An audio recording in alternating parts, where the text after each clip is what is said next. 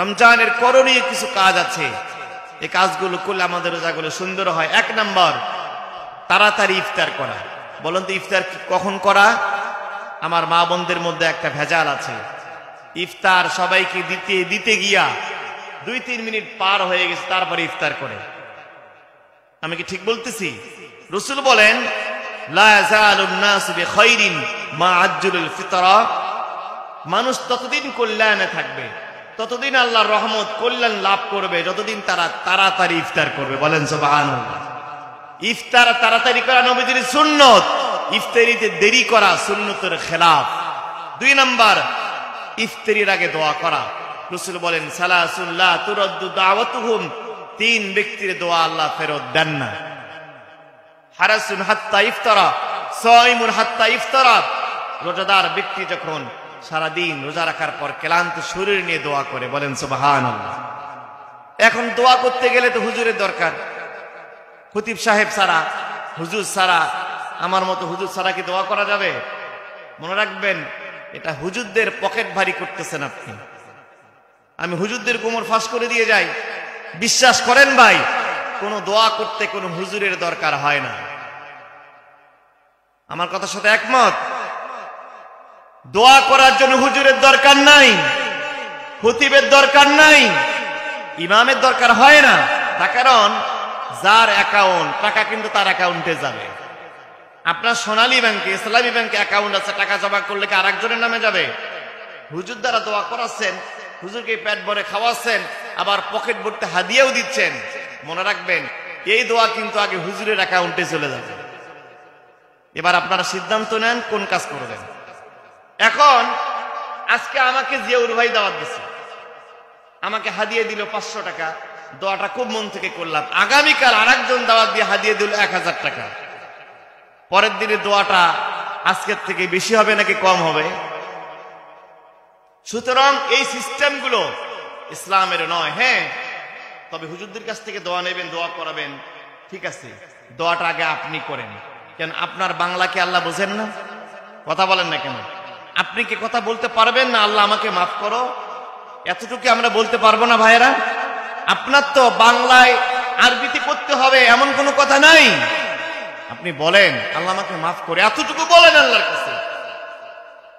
দোয়ার সিস্টেম বলি, ইফতারিতে মা বাবা ছোট্ট ছোট ভাই বোনদের নিয়ে বসেন, 5 জন ফ্যামিলি মেম্বার, 5 জনকে নিয়ে হাত তোলেন। আজকে আপনি দোয়া করেন, পরের দিন স্ত্রীকে বলেন তুমি আগামীকাল দোয়া করো। স্ত্রী দোয়া করুক, পরের দিন মাকে বলেন মা আজকে তুমি দোয়া করো। পরের দিন আপনার বাবাকে বলেন বাবা তুমি দোয়া করো।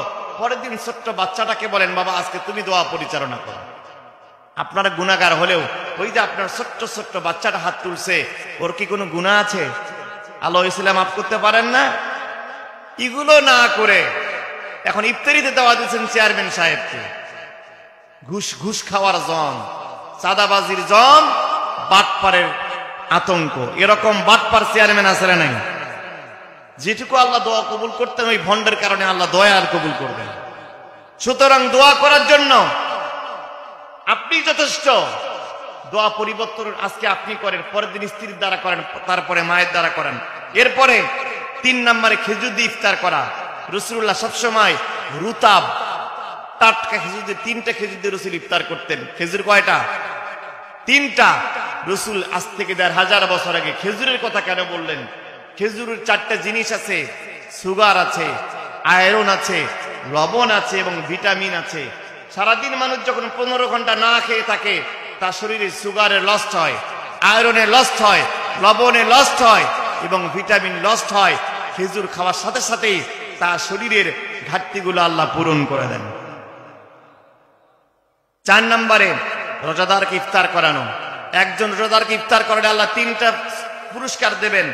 আল্লাহ তাকে তার গুনাহ মাফ করবেন, জাহান্নামের খাতা থেকে তার নাম কেটে দেবেন, আর যাকে রোজা ইফতার করালেন ওই ব্যক্তি এবং আপনার 2টা ডাবল রোজার সওয়াব আল্লাহ আপনার আমলনামে দান করবেন। গ্রাম অঞ্চলে কথা আছে, হুজুর আমি কষ্ট করে রোজা রাখলাম, ইফতার করে এখন আমার রোজাটাকে তাকে দিব। এরকম মিথ্যা, এরকম প্রচলিত কথা আছে না নাই? মিথ্যা কথা, বানোয়াট কথা।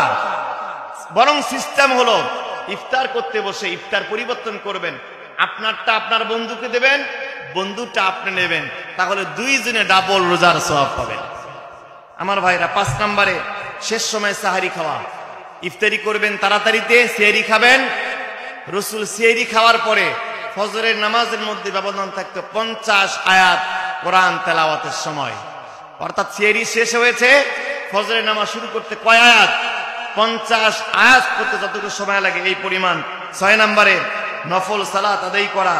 7 নম্বরে পানাহার, পাপাচার, কামাচার। আমরা শুধু না খেয়ে থেকে পানাহার করি। আরো দুটো জিনিস লাগবে। পাপাচার, পাপ আছে যেখানে রোজাদার থাকবে না। কথা বলেন, পাপ আছে যেখানে। 3 নম্বরে কামাচার, মন চায় গান দেখতে দেখবেন না, কান চায় গান শুনতে শুনবেন না, চোখ চায় খারাপ জিনিস দেখতে দেখবেন না। 8 নম্বরে বেশি বেশি কোরআন তেলাওয়াত করা। 9 নম্বরে দান সাদাকা করা। 10 নম্বরে হারাম ত্যাগ করা। 11 নম্বরে বাড়ির কর্মচারী কাজের লোকের কাজের চাপটা কমিয়ে দেওয়া।